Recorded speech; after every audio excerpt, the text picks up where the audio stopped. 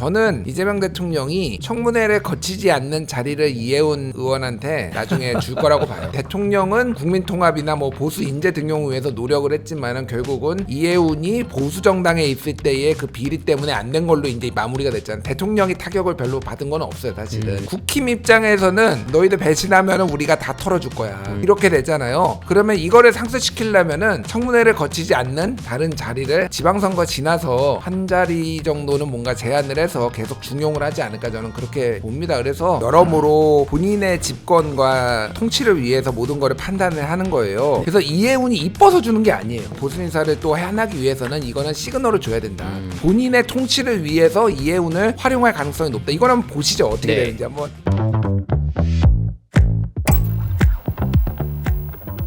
저희가 준비한 첫 번째 의제부터 살펴보겠습니다. 오늘 첫 번째 의제, 이해운 기획예산처 장관 후보자였죠. 국민 4대 영린 건드린 죄. 이해운 후보자 얘기를 준비했습니다. 저희가 4대 영린 이렇게 뽑은 건 국민의힘에서 짚은 내용이에요. 먼저 부동산, 병역, 입시, 갑질 이렇게 4개. 이 4개 영린에 대해서는 국민들이 용납하지 않는다. 뭐 이제 이런 취지인데 결국 이재명 대통령 어제였죠. 인사청문회가 토요일 새벽에 끝났으니까 일요일. 그럼 뭐 인사청문회 끝난 지 거의 하루 만에 이해운 기획예산처 장관 후보자 지명을 철회했단 말이에요. 홍익표 정무수석이 어제 국민 눈높이에 부합하지 못했다. 이렇게 철회 배경을 설명했는데 쏟아진 의혹들만 살펴보더라도 지금 뭐 한두 가지가 아니었어요. 결국 국민 영린을 건드렸다. 이제 이런 평가가 나오는 이유가 있는데 이재명 대통령은 원래 이제 청문회까지는 그래도 지켜보겠다. 근데 결국엔 지명 철회를 했단 말이에요. 자, 정 의원님. 이 이재명 대통령이 결국 지명 철회를 한 가장 큰 이유 뭐라고 생각하시나요? 결국 끌고 가봐야 네. 본인에게 도움될 것 없다. 민주당에게도 또 이재명 대통령 본인에게도 네. 이런 생각했을 것 같고요. 저는 정해진 수순대로 갔다고 생각합니다. 이 청문회 개최라는 게 네. 결국에는 이재명 대통령의 출구 전략이었다고 봐요. 출구 전략. 네, 본인도 기자회견 당시에 문제가 많다는 점을 인식하고 있다. 그런데 네. 아직 결정을 하지 못했지만 어렵게 모셔온 분이니까 그래도 소명 기회는 줘야 하는 것 아니냐 이런 단서를 붙였잖아요. 그렇죠. 저는 그때 뭐 다른 사람들은 저와는 좀 다른 분석 내놓으신 분도 있지만 이 청문회를 통해서 네. 여론을 듣는다고는 하지만 이미 마음은 굳어져 있었다. 지명 철회로 굳어져 있구나라고 읽었거든요. 실제로 청문회를 한다고 하더라도 본인이 소명할 수 있는 정도의 의혹이었다면 청문회 전에 그러니까 언론 검증 단계에서부터 충분히 소명할 수 있었을 텐데 저는 그렇지 못했거든요. 그랬죠. 그러니까 청문회를 한다고 하더라도 그거 통과되기 어렵다. 전 그렇게 봤고 실제로 제 예상대로 뭐 얼마 지나지 않아서 바로 지명 철회를 한 것 같습니다. 근데 사실 이해운 후보자가 지금 야당 내에서도 좀 이런 구설수들이 많이 올랐던 분이란 말이에요. 근데 이런 걸 사전에 왜 몰랐을까 하는 또 의구심도 있는데 결국엔 근데 자진 사퇴가 아니라 지명 철회 방식이었어요. 뭐 7월이었죠. 작년 7월에 강선우 후보자 자진 사퇴했죠. 하지만 이진숙 후보자는 지명 철회했단 말이에요. 예. 이 두 가지 방식을 놓고 이건 왜 이쪽은 지명 철회고 이쪽은 자진 사퇴인지 좀 궁금해하시는 분들도 있을 것 같아요. 이번에 이 대통령이 왜 지명 철회를 했다고 보시나요? 지명 철회는 일반적으로는 내가 지명을 잘못했으니까 철회하겠다라고 자기의 잘못을 인정하는 거거든요. 네. 인사권자가. 그래서 자진 사퇴가 아니었죠, 사실. 그렇죠. 예, 뭐 현지 누나가 전화해가지고 자진 사퇴 좀 하십시오, 뭐 이렇게 된 거잖아요. 네. 그 말빨이 먹히는 사람이 있고, 네. 그립감이 이제 유지가 되는 사람이 있고 안 되는 사람이 있는데 예를 들면 이진숙 후보자 이제 교수 출신이잖아요. 그렇죠. 당 사람이 아니잖아요. 제가 취재한 바로는 당시에 그냥 지명 철회해달라. 네. 내가 자진 사퇴는 안 하겠다라고 말한 걸로 알고 있어요. 이진숙 후보자. 이진숙 후보자도. 예. 그리고 뭐 이해운 후보자도 본인이 자진 사퇴하는 것보다는 명확하게 본인이 자진 사퇴할 분도 아니고 자진 사퇴할 분이면 여기까지 오지도 않았죠. 그러니까 이거는 지명 철회를 하는 게 저는 맞다고 봅니다. 그러니까 잘못 지명을 했다라는 거를 그리고 홍익표 정무수석도 그렇게 설명을 했어요. 그러니까 이 부분에 있어서는 책임을 지는 걸로 지명 철회를 했다라는 거고 뭐 이게 야당은 완전히 이제 도끼가 올라서 이제 검증을 했고 네. 여당은 쉴드를 안 쳐주고 국민 여론은 안 좋고 그러니까 2주 전에 3주 전이네요. 3주 전에 나왔던 그 한국갤럽 네. 5일에서 9일 그 8일 여론조사 보면은 16%가 적격하다라고 했는데 이게 한국갤럽 역사상 최저치였나요? 두 번째로 최전치. 아. 박근혜 정부 때 문창극 후보 총리 후보자가 9%로 역대 최저였고요. 아. 적격하다라고 본 게 제일 낮은 숫자. 그 다음에가 이해운이었어요. 16%가. 못 버티죠 이 정도. 게다가 청문회 그렇죠. 때 소명이 안 됐잖아요. 맞습니다. 아들 아들이 사이가 안 좋아져가지고 갑자기 네. 데리고 살았다. 막 결혼하자마자 사이가 안 좋아졌다라는 게 이게 이해가 갑니까? 저는 해명이 안 됐다고 봅니다. 예. 그래서 저희가 한번 이 의혹들을 다시 한번 되짚어 보려고 준비를 했어요. 이 결국에는 이 이해운 후보자 여러 가지 이제 해명들을 내놨었는데 먼저 첫 번째 장남 위장 미혼 의혹이었습니다. 이게 결혼 직후에 관계가 이제 파탄났다. 그래서 이제 며느리가 이쪽으로도 주소지를 옮겼다가 저쪽으로 옮겼다가 결국 그 천하람 의원은 야 세상에 이런 효부가 어딨냐 이런 말까지 할 정도로 정말 황금 타이밍에 알아서 주소를 옮겨주는 며느리. 결국엔 이게 장남의 위장 미혼 의혹으로 번졌었고 또 두 번째로 비망록 의혹이 있었죠. 이것도 이제 천하람 의원이 폭로한 의혹이었는데 이 후보자는 청문회에서 이렇게 얘기했어요. 사무실 직원들이 이거를 다 일정을 공유하는데 아마 다른 사람, 내가 아닌 제3자가 자기의 짐작과 여러 가지 소문을 버무린 걸로 보인다. 이제 이렇게 해명을 했습니다. 결국엔 자기가 아니라 보좌진이 대신 썼다는 거였죠. 그리고 세 번째, 장남 특혜 입학 의혹. 이 시아버지였죠. 사선 의원을 지냈던 김태호 전 내무부 장관 훈장으로 국위 선양자 입학을 한 걸로 보인다. 이제 이렇게 말을 한 건데 애초에는 다자녀 전형이라고 했었단 말이죠. 근데 이제 이게 자기 차남과 헷갈렸다. 이러면서 이제 청문회 때는 또 말을 바꿨어요. 자, 우리 비대위원 두 분께서는 이 이해운 후보자 청문회 혹시 지켜보시면서 가장 내가 상식적으로는 이게 정말 이해가 안 된다. 정 의원님 혹시 하나를 꼽으신다면 어떤 거였을까요? 근데 저 세 내용 다 모두 네. 상식적으로 이해 안 가는데 그래도 순위를 매겨보자면 저는 비망록을 비망록이요? 다른 사람이 네. 그 일정을 알고 거기에 감정을 대입해 갖고 썼다는 거. 네. 그거 정말 말이 되나요? 누가 그 비망록 쓰면 굉장히 분량도 많잖아요. 그렇죠. 그거 쓰는데 공도 많이 들어갈 거고 그거 한다고 누가 돈을 주는 것도 아니고 그걸 갖고 어떤 자료를 삼으려고 하는 것도 아닌데 그걸 다른 사람이 쓸 수 있었을까요? 그리고 거기에 나오는 또 수사무마 청탁 의혹이 있었단 말이죠. 그러니까 그런 감정선 하나하나가 네. 제가 거기에 감정 대입해 갖고 그 정도의 전지적 작가 시점으로 글을 쓸 수 있을 것 같지는 않아요. 예를 들어서 낙선했으면 하는 의원, 네. 같은 여당 내에서 당시에 그 당 내에서 얘기했었던 분들 중에 보면 김태흥 의원 이런 분들이 포함되어 있는데 지금 충남도지사 하신 아마 감정적으로 좀 부딪히는 부분들이 많았으니까 그랬을 것 같은데 그런 이야기들을 자신이 쓰지 않고 다른 사람이 썼을 거라고 저는 생각하지 않고 또 하나는 그 할아버지 네. 돌아가신 할아버지 그러니까 손자 기준에서 그렇죠. 할아버지입니다. 김태호 전 내무부 장관 훈장. 무덤에서 벌떡 일어나실 만한 일이에요. 제가 이 논란 이후에 네. 페이스북에서 동아일보 박종희 기자가 있었습니다. 옛날에 국회의원도 두 번인가 하셨던 경기도에서 분이죠. 예, 그렇죠. 그분이 자기가 김태호 전 내무부 장관의 비위와 관련해서 특종 보도를 했었던 거 90년이더라고요. 1990년 보도를 사진째 올려놨어요.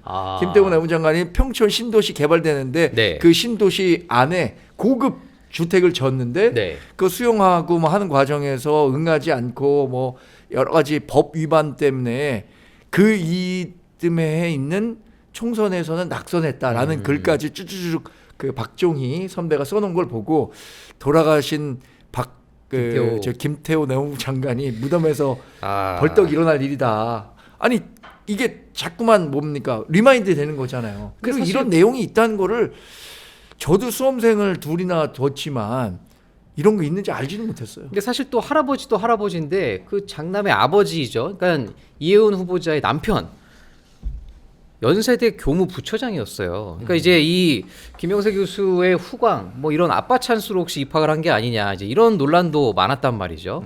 국민의힘에서도 이제 이런 의혹을 많이 제기했었고요. 자, 근데 또 하나 저희가 안 짚고 넘어갈 수가 없는 게 사실 국민들 입장에서는 이게 제일 화가 났을 거예요. 80억 로또 아파트죠. 원 펜타스. 이거를 이게 지키려고 하는 거 아니냐. 이제 이런 청문회에서 질문이 나왔었어요. 실제로 여당 의원이 그래서 그 아파트 포기하실 겁니까? 네. 이러다가 결국에는 그래서 포기한다는 거예요. 포기 안 한다는 거예요. 그거. 아, 포기한다고요. 한다고요. 결국 그렇게까지 얘기를 했단 말이에요. 근데 이제 이게 단순하게 뭐 포기를 하고 말고의 문제가 아니라 국토부가 이 청약 과정에 문제가 있으면 청약 취소까지 할 수 있다. 결국에는 지금 장관직도 이제 잃고 아파트도 잃고 이런 상황까지 이어질 수 있다고 보시나요, 정 의원님? 저는 뭐 아파트까지 잃는 일은 없을 것 같다고 봐요. 네. 예, 이게 수사 대상이 될 수도 있지 않나요? 수사 대상은 수사는 해야죠. 이거는 네. 조사 뭐 국토부에서 조사하고 이미 고소고발이 있고 고소고발이 여러 건이 들어갔기 때문에 다 해야 되고 저 좀 야박하다는 얘기가 나올 것 같은데. 아, 이게요. 만약 국토부에서 취소까지 하면은 벼슬 노리다가 패가 망신하는 약간 그런 사례처럼 비춰지기는 할 텐데. 뭐 하긴 그렇게 볼 수 있는 시각도 있겠죠. 뭐 잘 모르겠습니다. 이거 어떻게 될지 모르겠는데 이런 게 많다. 저는 이재명 대통령이 청문회를 거치지 않는 자리를 이해운 의원한테 나중에 줄 거라고 봐요. 아, 결국엔 하나로. 예, 이게 그러니까 시그널이 좀 있는데 어쨌든 이게 이렇게 마무리가 되면은 대통령은 이제 국민통합이나 뭐 보수 인재 등용을 위해서 노력을 했지만은 결국은 이해운이 보수 정당에 있을 때의 그 비리 때문에 안 된 걸로 이제 마무리가 됐잖아요. 대통령이 타격을 별로 받은 건 없어요, 사실은. 물론 청와대가 제대로 인사 검증한 거냐 이런 지적들이 있지만은 네. 직접적으로 국정 수행 지지율에 영향을 받지 않았는데 국힘 입장에서는 배신자의 말로를 너희가 받지라고 경고를 한 게 돼요. 이게 너희들 배신하면은 우리가 다 털어줄 거야. 뭐 이렇게 되잖아요. 그러면 이거를 상쇄시키려면은 청문회를 거치지 않는 다른 자리를 하나를 임명직으로. 조금 시간이 지나서 네. 한 제가 보기에는 한 반가 지방선거 지나서 네. 한 자리 정도는 뭔가 제한을 해서 계속 중용을 하지 않을까 저는 그렇게 이제 봅니다. 그래서 소기의 목적은 완전히 달성은 장관은 아니더라도 좀 달성하지 않을까 그렇게 보고요. 네. 사실 보수 정당 아까 전에 그 정광재 위원님이 비대위원님 말씀하셨는데 진짜 국힘 입장에서는 진짜 빡칠 것 같아요. 왜 그렇죠? 아니 그 비망록. 아, 비망록이요. 사실은 비망록 때문에 천하람 의원 고발했거든요. 아. 이해운 의원, 네. 이해운 후보자가 그러니까 이게 진짜 아픈 거예요. 네. 그런데 그 2016년 총선 앞두고 네. 그 낙선 대상 내가 기도를 해가지고 낙선을 시켜야 되는 명단을 목사한테 줬어요. 목사가 달라고 해서 내가 기도해주겠다. 네. 근데 민주당은 4명이고 국힘은 9명입니다. 아. 새누리당은. 내부에 적이 더 많았네요. 그러니까 내가 이해운 입장에서 낙선시켜야 되는 사람이 최경환, 윤상현, 홍문종, 서청원, 정가뵘, 김승재, 권영세, 박순자, 김태흠. 민주당은 진선미, 표창원, 진선미, 남윤인순. 진선미가 왜 2번 들어갔는지 모르겠는데 실제 그러면 민주당은 3명이고요. 네. 내가 이해운이 기도해서 낙선을 좀 했으면 좋겠는 게 국힘은 9명이에요. 새누리당. 이거를 보는 순간 얼마나 빡쳤겠습니까? 국민의힘이. 야, 이건 진짜 얘는 안 되겠다. 이런 마음이 굉장히 강했을 거고 이게 진짜 뼈 아프니까 천하람도 고발하고 막 이런 상황이었던 것 같아요. 예. 자, 그런데 지금 사실 이해운 후보자 어떻게 보면은 예상하지 못했던 인사였단 말이죠. 이재명 대통령 입장에서는 통합 인사였다. 그러니까 능력만 보겠다. 진영이 어디 있든지 간에 능력만 보고 통합 인사를 하겠다. 이제 이런 기조 아래 첫 인사를 내놨던 건데 과연 앞으로도 이 통합 인사 방침이 유지될지 사실 의구심을 갖고 있는 분들이 적지 않습니다. 아마 뭐 기획예산처 차기 장관 후보자를 누구로 임명하느냐 이제 이걸 놓고도 여러 가지 해석들이 나올 수밖에 없을 텐데 정 의원님 과연 보수 인사, 통합 인사 이어질 수 있을까요? 그러니까 범보수 진영에서 두루 인재를 쓰겠다라는 것 그 방침은 있는 것 같은데 네. 지금 이해운 후보자가 겪었던 그 일들을 생각해 봤을 때 정치인 출신의 다른 네. 제2의 이해운과 같은 사람이 탄생하기 쉽지 않을 것 같아요. 아, 쉽지 않을 것이다. 아까 저 김질 평론가 얘기하셨지만 배신자의 말로가 어떻다는 것을 그대로 보여줬는데 전 뭐 딱 그 말이 정확하진 않는다고 생각하지만 당장 우리 국민의힘이든 보수 정당에서 활약했던 사람이 인사 검증까지 가는 자리에 가는 것을 받기가 굉장히 어려울 것 같아요. 가뜩이나 인사청문이 막 사적인 영역까지 지나치게 깊숙이 검증을 하다 보니까 그렇죠. 우수한 사람들이 이거 인사검증의 문턱을 넘기가 어렵기 때문에 선뜻 정부에서 일할 기회를 수용하지 못한다라는 지적 많이 있었거든요. 네. 그런 이유 때문에 인사청문회를 이제 업무와 관련한 영역 또 다른 개인적 영역은 비공개로 하자 이런 얘기들도 있었는데 이런 상황에서 국민의힘에서 어떤 보수 정당에서 있었던 사람들이 이 내미는 카드를 받기는 어려울 것 같고 저는 이해훈 후보자에 대해서 이재명 대통령이 뭔가 다른 자리 인사청문회 없는 자리를 배려할 수 있다라는 것은 동의하지 않습니다. 아, 동의하지 왜냐하면 않으시나요? 이유가 뭐죠? 이재명 대통령은 굉장히 마키아벨리즘적인 분이에요.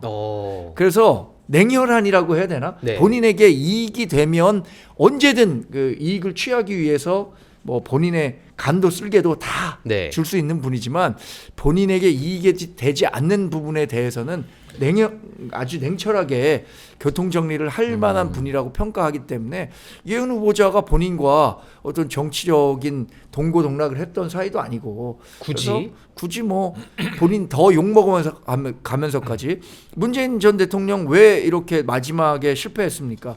조국 전 법무장관 지금 혁신당 대표에 대표죠. 대해서 항상 마음에 빚이 있다. 아니 국민들은 분대하고 있는데 마음에 빚이 있다. 생각하면 안쓰럽다. 이런 식으로 얘기하니까 아니 거기서 또 이분 민심이 뭐야? 불이 질렀죠. 이런 식으로 반응이 나왔었거든요. 그래서 이해훈 후보자가 이런 논란이 있었음에도 불구하고 좋아 인사청문회 없는 자리에는 내가 배려해줘야지. 이거는 생각하기 어려워요. 요거는 제가 짧게 네. 그러니까 저는 동의하는 게 네. 마키아벨리스트다. 아, 이재명 대통령이. 정말 냉혈한이고 여러모로 본인의 집권과 뭐 그런 거를 통치를 위해서 모든 거를 판단을 하는 거예요. 네. 그래서 이해훈이 이뻐서 주는 게 아니에요. 제가 그 얘기를 한 거는 앞으로도 보수 인사를 계속 임명을 해야 되는데 이렇게 한 번에 내치는 자기가 내치려고 한 건 아니지만 여론이 너무 안 좋아졌지만 내치는 모양을 하면은 이게 굉장히 두려움이 있으면은 아무도 이제 응하지 않겠죠. 네. 그러니까 이거는 앞으로 개각도 있을 거 아니에요. 그렇죠. 그러면 그 개각에서의 또 보수 인사를 또 해나기 위해서는 이거는 시그널을 줘야 된다. 그런 차원에서 오히려 본인의 통치를 위해서 이해훈을 활용할 가능성이 높다. 이거는 한번 보시죠. 어떻게 네. 되는지 한번. 자, 저희가 뭐 회식 내기라도 한번 해야 되는 거 아니에요? 아, 그러게요. 자, 이제 저희가 한번 이 이해훈 후보자 후임 인선 어떻게 될지 한번 면밀하게 지켜보겠습니다.